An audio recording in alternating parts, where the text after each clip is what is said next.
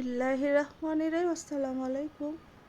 আজকে আমি হাউজে সব ফেলে দেওয়া জিনিস দিয়ে মাটির তৈরি করেছি। এই মাটি হবে 100% জৈব মাটি, যেখানে গাছ লাগালে গাছ খুব শক্তিশালী হবে, অনেক ফুল ফলে ভরিয়ে দিবে এই মাটিটাতে। এবং ফেলে দেওয়া জিনিসগুলো আমি না ফেলে দিয়ে এবং ছাদ ঝাড়ুদার মাটি দিয়ে আমি তৈরি করেছি। সাথে থাকার জন্য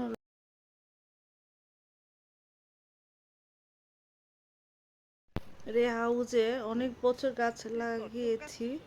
এখন আমি মাটিগুলো কমিয়ে লোড কমিয়ে বাসার যত ফেলে দেওয়া জিনিস পাতা আছে, ছাদ ঝাড়ু দিয়ে যত পাতা বের হয়েছে সবগুলো দিয়ে এবং বাসার ময়লা দিয়ে আমি এখানে এবং লোড কমিয়ে এখানে নতুন করে মাটি তৈরি করব। তাই পুরাতন সব মাটিগুলো বের করছি এবং এখান থেকে অল্প অল্প মাটি নিয়ে আমি কিচেন ওয়েস্টের সাথে দিয়ে দিয়ে ওটাকে একটা জৈব সার বানিয়ে নিই। এই মাটিগুলো আমি ফেলে দিই না এবং নতুন করে আবার মাটি তৈরি করি, জৈব সার তৈরি করি এই মাটি দিয়ে।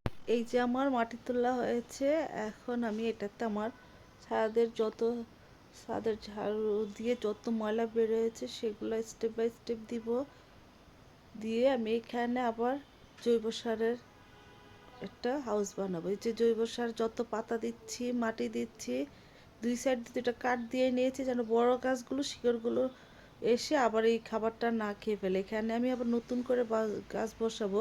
তাই আমার যে ছাদের যত ময়লা পাতা আছে, ছাদ ঝাড়ুদার পাতা, গাছের পাতা এবং ডাল ছাঁটাই সবগুলো দিয়েছি। দিয়ে এক স্তরে মাটি দিয়েছি। এই যে মাটি দিচ্ছি, প্রত্যেক স্তরে স্তরে পাতা দেই, তারপরে মাটি দিয়ে দিই। এবং ডিমের খোসাও একটা লেয়ারে দিয়েছি, এটা অফ ক্যামেরাতে। যে প্রত্যেকটা লেয়ারে লেয়ারে মাটি দেওয়া শেষ এখন আমার। আমি হাউজে এক লেয়ার মাটি, এক লেয়ার পাতা, ডাল দিয়েছি এবং এই যে ছাদ থেকে এই যে হাউস থেকে যে মাটি বের করেছি সে মাটিও দিব। এখন দিয়ে দিলাম ছাই হচ্ছে পটাশের কাজ করবে, মাটিটাকে ভাইরাস মুক্ত করবে। এখানে আমি যেহেতু শুকনো ডালপালা, কাঁচা ডালপালা দিয়েছি, ভাইরাসে আক্রমণ হতে পারে এবং এটা দেওয়াতে সাইডটা মাটির উর্বরতাই বেড়ে যাবে। এবং আমি যে হাউস থেকে যে মাটি বের করেছি সেই মাটি আরেক লেয়ারে দিয়ে দিলাম। এই যে হয়ে গেল আমার লেয়ার শেষ। এখন আমি এটার সাথে আমি 1 বছরের পুরনো গোবর মিশিয়ে নিব এবং মিশালে আমার এই মাটিটা একটা শক্তিশালী জৈব সার পরিণত হবে। এখানে আমি যে কোনো গাছ লাগাবো, সে গাছ আমার 3 মাস পর্যন্ত কোনো খাবারেরই আর প্রয়োজন হবে না।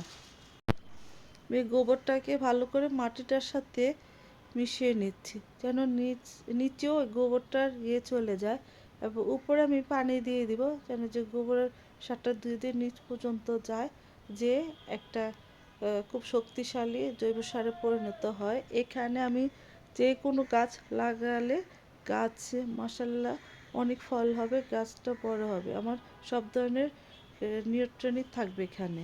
আমার এই মাটিটাতে এখন পানি দিয়ে দিলাম। এখানে কমপক্ষে 20 থেকে 25 দিন পরে গাছ লাগাতে হবে, তার আগে লাগানো যাবে না।